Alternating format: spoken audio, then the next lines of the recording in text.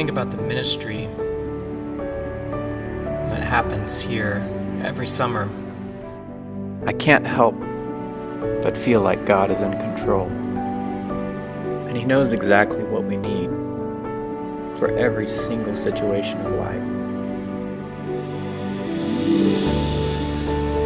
We live in a world that is overwhelmed with busy. Camp is a safe place from the busy.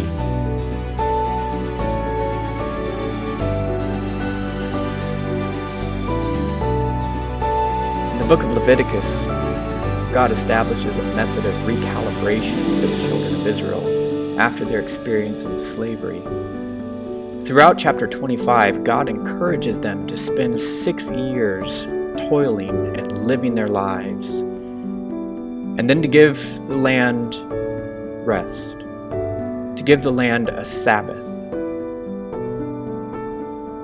After doing this cycle for 7 years, or 7 sevens, 49 years, they're to have a time of reflection and recalibration.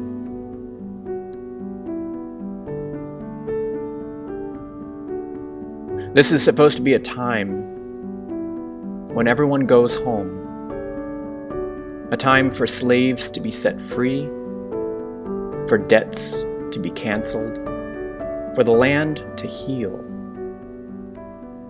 for relationships to heal. It's a time for God's people to refocus and celebrate all that God has done in their lives. This time of recalibration is called the Year of Jubilee.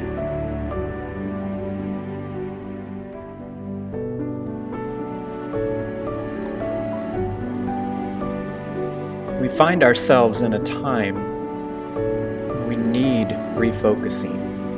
We need recalibration. It can start to feel like the world is falling apart around us. Relationships have been stretched to their limits by our political climate. New words are being added to our vocabulary, like asymptomatic. Now, these make excellent Scrabble words to know, but they're terrifying in real life.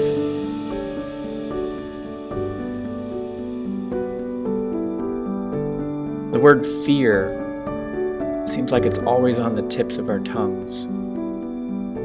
At its core, however, fear is subjective to our belief about our condition. Karen Thompson says that fear is an unintentional storytelling that we live by. Just like every good story, this fear story has characters, it's us. It has plots like beginnings and middles and ends. It has imagery, these vivid thoughts and imaginings that make us feel the narrative in our head. It has suspense. What will happen next? All of which continuing to direct this fear narrative in our heads. Fear is an unintentional storytelling that we live by. The taste of fear uncertainty is all over our minds and our lives. We desperately need a palate cleanser to help us taste and see that the Lord is good, that God is in control once more.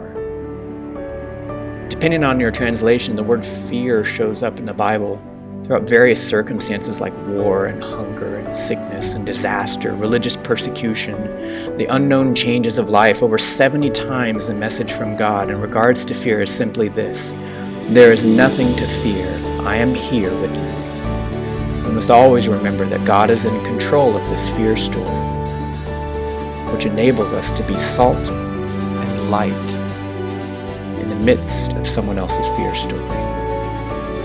So I want to encourage you to take advantage of this time to boost community, to find healing in your own body and mind, as well as in your spiritual community. We live in such a fragmented society, fragmented socially, but also disconnected from ourselves. I hope that we find this time to reconnect, to heal, to spend time in our own heads, to learn to love ourselves better. If we all do that, how much better neighbors will we be on the other side of this time of uncertainty? In these times when we're tempted to fear, may we remember that the same God who created this world also sustains it, and He will see us through.